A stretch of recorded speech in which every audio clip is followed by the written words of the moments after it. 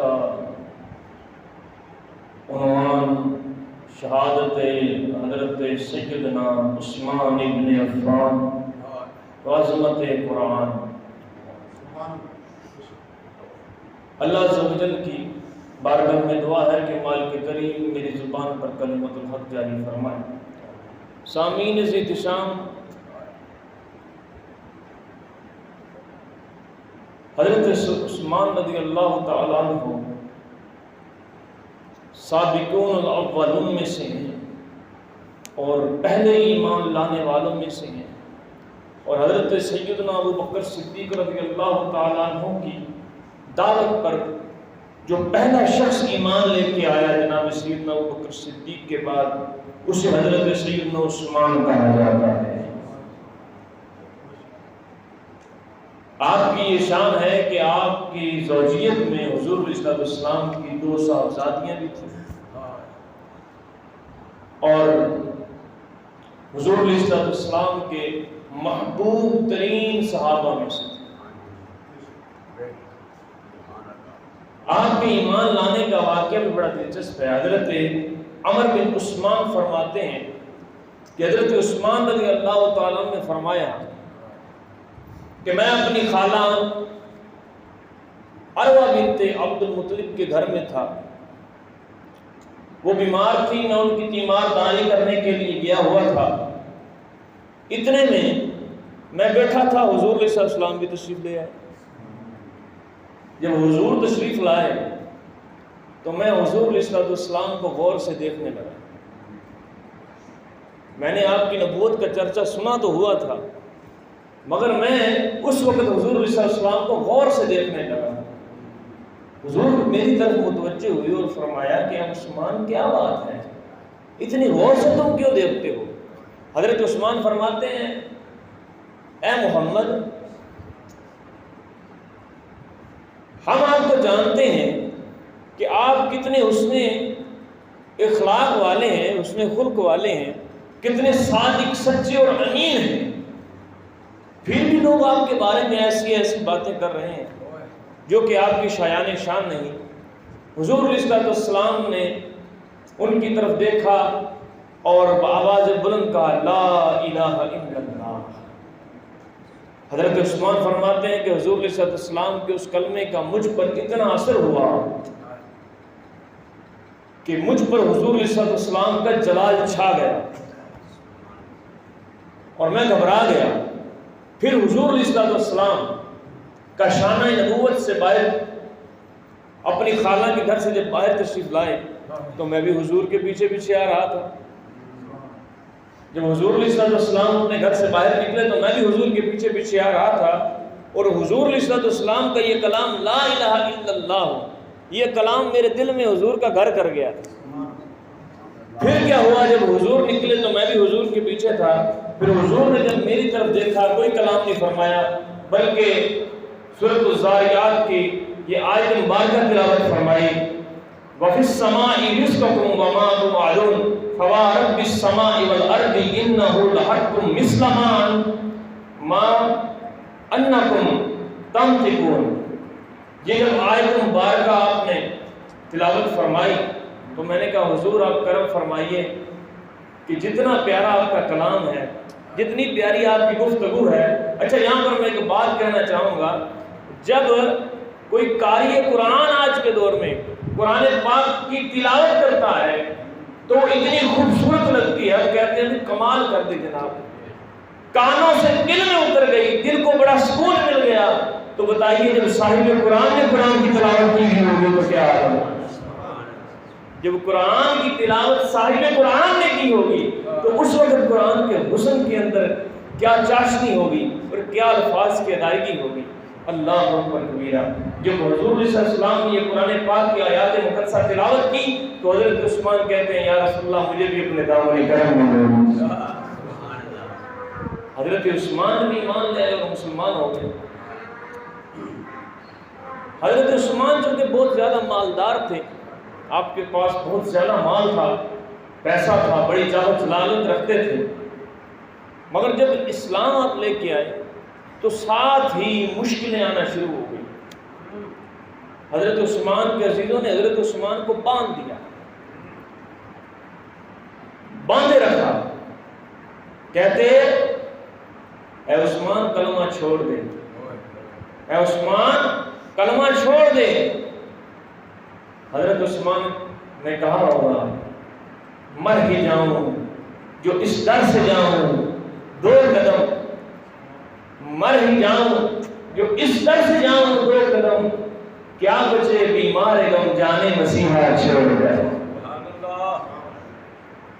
تو پھر جب انہوں نے دیکھا کہ عثمان تو اپنے ارادوں میں پختہ ہے، تو پھر انہوں نے حضرت عثمان رضی اللہ تعالیٰ عنہ کو کھول دی۔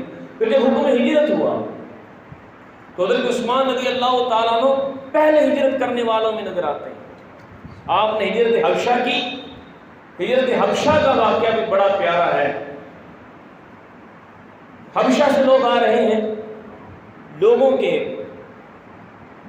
حالات و واقعات ان کے عزیز و اقارب کو بتائے جا رہے ہیں، حضور کو خبر مل رہی ہے، حضور مدینہ میں تشریف فرما ہے صحابہ کے ساتھ ہجرت کر کے، حبشہ والوں کی خبریں آ رہی ہیں، مگر حضرت عثمان کی خبر نہیں آ رہی۔ راوی کہتے ہیں کہ حضور علیہ السلام حضرت عثمان کی خبر اور اپنی صاحبزادی حضرت رقیہ رضی اللہ تعالیٰ عنہ کی خبر لینے کے لیے بڑے بےتاب تھے۔ حضرت عثمان کی یاد میں حضور علیہ السلام کی آنکھوں سے آنسو جاری ہو جایا کرتے تھے، اور حضور علیہ السلام اپنے مکان سے باہر آ کر دیکھا کرتے تھے، جب کوئی حبشہ سے آتا تو اس سے پوچھتے میری بیٹی کا کیا حال ہے، میرے بیٹے عثمان کا کیا حال ہے۔ پھر کیا ہوا، پھر ایک عورت آئی حبشہ سے، اس نے آ کر بتایا کہ یا رسول اللہ آپ کا داماد بھی خیریت سے ہے اور آپ کی صاحبزادی بھی خیریت سے ہے۔ پھر حضور علیہ السلام نے ان دونوں کے لیے دعا فرمائی، فرمایا یا اللہ تو میری بیٹی کا اور عثمان کا محافظ ہو جائے۔ یہ حضرت عثمان رضی اللہ تعالیٰ عنہ کی امتیازی شان ہے۔ روایات بھی یاد رکھیے گا، یہ میں نے پہلی روایت بیان کر دی ہے۔ اب دوسری روایت مشکات شریف کے اندر بھی ہے، ترمذی شریف کے اندر بھی یہ روایت موجود ہے کہ حضرت طلحہ بن عبید اللہ رضی اللہ تعالیٰ عنہ فرماتے ہیں کہ حضور علیہ السلام نے فرمایا جنت میں ہر نبی کا کوئی نہ کوئی رفیق ہوگا، وہ رفیقی فرمایا اور میرا رفیق یعنی فی جنتی جنت میں عثمان ہوگا۔ میں جنت میں ہر نبی کا کوئی نہ کوئی رفیق ہوگا اور جنت میں میرا رفیق حضرت عثمان ہوں گے۔ یہ شان ہے حضرت عثمان رضی اللہ تعالیٰ عنہ کی۔ دوسری روایت، اب تیسری روایت حضرت سیدنا عثمان رضی اللہ تعالیٰ عنہ کے حیا کے حوالہ سے، شرم و حیا کے حوالہ سے حضور علیہ السلام اپنے کاشانہ نبوت میں جلوہ فرما ہے۔ حضرت اماں عائشہ اس روایت کے راوی ہیں اور آپ فرماتے ہیں کہ اتنے میں دروازے سے دستک ہوئی، میں حضور علیہ السلام کے پاس بیٹھی تھی تو دروازہ کھٹکھٹایا، حضور نے پوچھا کون، جواب آیا اب صدیق اکبر۔ جب اجازت مل گئی تو اندر تشریف لے آئیے۔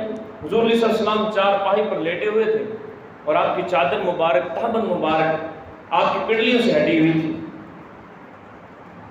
حضور ان سے گفتگو کرتے رہے، بات چلتی رہی۔ تھوڑی دیر کے بعد جناب حضرت عثمان رضی اللہ تعالیٰ عنہ بھی تشریف لے آئے۔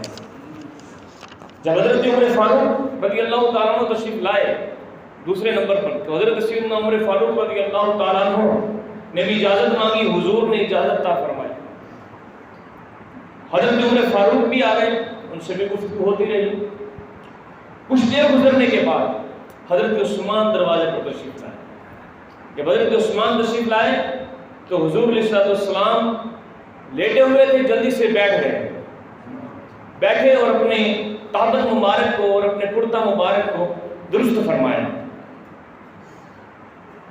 گفتگو ہوتی رہی۔ جب تینوں صاحبین چلے گئے، جب تینوں شخصیات تشریف لے گئیں تو ہماری عائشہ فرماتی ہیں میں حضور علیہ السلام کی بارگاہ میں حاضر ہوئی، میں نے کہا یا رسول اللہ صلی اللہ علیہ وسلم، جناب ابو بکر صدیق رضی اللہ تعالیٰ عنہ تشریف لائے، آپ نے یہ اہتمام نہیں فرمایا۔ جناب حضرت عثمان تشریف لائے، حضرت عمر تشریف لائے، آپ نے یہ اہتمام نہیں فرمایا۔ مگر جب جناب عثمان تشریف لائے تو آپ نے اتنا اہتمام فرمایا، اس کی کیا وجہ ہے؟ حضور علیہ السلام نے ارشاد فرمایا الا استحی من رجل تستحی منہ الملائکہ، فرمایا اے عائشہ میں اس شخص سے کیوں نہ حیا کروں جس سے رب کے فرشتے بھی حیا کرتے ہیں۔ میں اس بندے سے کیوں نہ حیا کروں جس سے رب کے فرشتے بھی حیا کرتے ہیں۔ مرکات شریف کے اندر روایت ہے، ایک دن حضور علیہ السلام نے حضرت عثمان کے بارے میں دعا فرمائی، کہا یہ عرض کی مولا میرے عثمان سے بروز قیامت حساب نہ لینا، میرے عثمان سے بروز قیامت حساب نہ لینا، یہ بڑا ہی حیا والا ہے کہ وہ شرم و حیا کی وجہ سے تیرے سامنے کھڑا ہو کر حساب نہیں دے سکے۔ حضور نے یہ دعا فرمائی، پھر حضور نے صحابہ سے فرمایا صحابہ قیامت والے دن میری امت میں جو سب سے پہلا حساب لیا جائے گا وہ ابو بکر صدیق کا لیا جائے گا، دوسرا حساب جو لیا جائے گا وہ عمر فاروق سے لیا جائے گا، تیسرا حساب جو لیا جائے گا وہ علی المرتضیٰ سے لیا جائے گا، فرمایا پھر ساری امت سے حساب لیا جائے گا اور اللہ تعالیٰ میرے عثمان کو بغیر حساب کی جنت عطا فرما دے۔ یہ شان ہے حضرت سیدنا عثمان غنی رضی اللہ تعالیٰ عنہ، اور آپ کی امتیازی شانوں میں سے یہ شان بھی ہے کہ آپ جامع القرآن ہیں، آپ نے قرآن پاک کو جمع فرمایا، اور آج قرآن پاک ہمارے پاس کتابی صورت میں آپ ہی کی بدولت ہے۔ اللہ اکبر کبیرہ۔ اب چار روایات ہوگی، پانچویں روایت کے راوی پتہ کون ہے؟ پنجتن پاک کے گھرانے کے چشم و چراغ حضرت مولا حسن رضی اللہ تعالیٰ عنہ، محبت سے کہیے نا ذرا سبحان اللہ۔ اب وہ کن سے روایت کرتے ہیں؟ اب ان کا نام سن کر پھر تو اور زیادہ اونچا سبحان اللہ ہونی چاہیے، وہ اپنے ابا جان مولا علی شیر خدا سے روایت کر رہے ہیں۔ آپ فرماتے ہیں میں نے اپنے ابا جان مولا علی المرتضیٰ سے روایت کی، کنہوں نے؟ حضرت امام حسن سے روایت کی۔ روایت کیا ہے؟ فرمایا حضور علیہ السلام کی بارگاہ میں بیٹھے ہوئے تھے، اعلیٰ حضرت فاضل بریلوی رحمۃ اللہ علیہ نے اس روایت کو فتاوی رکن شریف کے اندر دو مقامات پر ذکر فرمایا، جلد نمبر 24 میں بھی ذکر فرمایا اور جلد نمبر 8 میں بھی اس کا ذکر فرمایا۔ دو جگہ پر سیدھی اعلیٰ حضرت فاضل بریلوی رحمہ نے اس روایت کو ذکر فرمایا، اور کنز الامال شریف کے اندر بھی اس روایت کو ذکر فرمایا گیا۔ فرمایا کہ حضرت مولا علی مرتضیٰ شیر خدا رضی اللہ تعالیٰ عنہ فرماتے ہیں ہم حضور علیہ السلام کی بارگاہ میں بیٹھے تھے، حضور نے فرمایا ہر بندہ اپنے اپنے یار سے معانقہ کرے۔ معانقہ بمانا گلے ملے، ہمارے معانقہ سمجھا جاتا ہے سینے سے سینہ ملانا، اصل معانقہ کیا ہے؟ گردن سے گردن ملانا، یعنی ملنا۔ فرمایا ہر صاحب اپنے یار سے معانقہ کرے، فرمایا اور میرا یار عثمان ہے، میں عثمان سے معانقہ کروں گا۔ فرمایا عثمان تو میرا دنیا میں بھی دوست ہے اور جنت میں بھی تو میرا رفیق ہوگا۔ یہ شان حضرت سیدنا عثمان رضی اللہ تعالیٰ عنہ ہے۔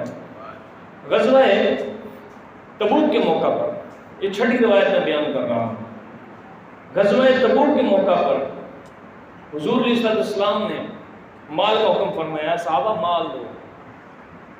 سارے صحابہ کرام مال لے کر آ گئے، جس کی جتنی گنجائش تھی اللہ اور اس کے رسول کی بارگاہ میں اپنا مال پیش کیا۔ حضرت عثمان رضی اللہ تعالیٰ عنہ کے کرتا مبارک کی آستین میں 1000 اشرفیاں سلائی کی ہوئی تھی۔ 1000 اشرفیاں، اور ایک اشرفی سونے کی ہوتی ہے، 1000 سونے کی اشرفیاں سلائی کی ہوئی تھی۔ وہ آپ نے حضور علیہ السلام کی جھولی مبارک میں ڈال دی، حضور کی بارگاہ میں پیش کی۔ حضور کی جھولی میں وہ اشرفیاں تھیں۔ اب حضور علیہ السلام ان اشرفیوں کو الٹا پلٹا رہے تھے اور ساتھ کیا فرما رہے تھے؟ حضرت عبداللہ بن سمرہ فرماتے ہیں میں حضور علیہ السلام کو دیکھ رہا تھا، حضور علیہ السلام ان اشرفیوں کو اپنی جھولی میں الٹا پلٹا رہے تھے اور ساتھ فرماتے رہے تھے ما در عثمان ما عمل بعد اليوم، فرمایا آج کے بعد اللہ تعالیٰ عثمان سے کسی عمل کے بارے میں حساب کتاب نہیں کرے گا۔ یعنی حضرت عثمان سے اللہ تعالیٰ کسی معاملے میں حساب کتاب نہیں کرے گا۔ حضرت عثمان رضی اللہ تعالیٰ عنہ بے حساب جنت میں جائیں گے، اور یہ واحد صحابی ہیں جن کو حضور علیہ السلام نے اپنی حیات مبارکہ میں ظاہری دنیا کے اندر 17 مرتبہ جنت کی بشارت عطا فرمائی ہے۔ میرے آقا نے فرمایا عثمان سے اللہ کے فرشتے حیا کرتے ہیں، پتہ چلا آج جو حضرت عثمان کا نام لے، حضرت عثمان کے نام کا حیا کرے، آپ کی عزت و توقیر کرے، وہ فرشتوں کی سنت کو ادا کر رہا ہے، کیونکہ حیا والے ہی حیا والوں کا حیا کرتے ہیں۔ جو حضرت عثمان پر بھونکے، سمجھ جائیے گا یہ حیا والا نہیں بلکہ بے حیا ہے۔ حیا والا وہی ہو سکتا ہے جو حضرت عثمان کا حیا کرے گا، حضور علیہ السلام کی ہر نسبت کا حیا کرے گا، حضور علیہ السلام سے پیار کرنے والوں کا حیا کرے گا۔ آگے محرم الاحرام آ رہا ہے، آپ کو حیا والے بھی نظر آئیں گے، بہت سارے بے حیا بھی نظر آئیں گے، جو اپنے اسٹیجوں پر، اپنے ممبروں پر صحابہ کرام پر طرح طرح کے انداز سے تان کرتے ہوئے نظر آئیں گے۔ کوئی حضرت سیدنا ابوبکر صدیق پر تان کرے گا، کوئی عمر فاروق پر تان کرے گا، کوئی عثمان غنی پر، کوئی مولا علی پر، کوئی جناب والا حضرت امیر معاویہ رضی اللہ تعالیٰ عنہ پر، کوئی جنگ جمل پر چھیڑ کر بیٹھ جائے گا، کوئی جنگ صفین پر چھیڑ کر بیٹھ جائے گا۔ طرح طرح کے بہانے لوگ جو ہے وہ تلاش کریں گے صحابہ کرام پر تان کرنے کے لیے، مگر اہل سنت کون ہے؟ سیدی اعلیٰ حضرت فرماتے ہیں اہل سنت وہ ہے جو حضور کے صحابہ کا بھی حیا کرے، حضور کی اہل بیت کا بھی حیا کرے، حضور کے صحابہ سے بھی محبت کرے، حضور کی اہل بیت سے بھی محبت کرے، حضور کے صحابہ سے بھی پیار رکھے، حضور کی اہل بیت سے بھی پیار کرے۔ فرمایا اہل سنت کا ہے بیڑا پار اصحاب رسول، ہم رسول اللہ کے جنت رسول اللہ۔ اور فرمایا اہل سنت کا ہے بیڑا پار اصحاب رسول، نجم ہے اور ناؤ ہے اطرت رسول، یعنی ہم انشاءاللہ عز و جل پار ہوں گے تو اہل بیت کی محبت کے ساتھ اور صحابہ کرام کی غلامی کے ساتھ دونوں جہانوں میں فلاح پا جائیں گے۔ اللہ اکبر کبیرہ۔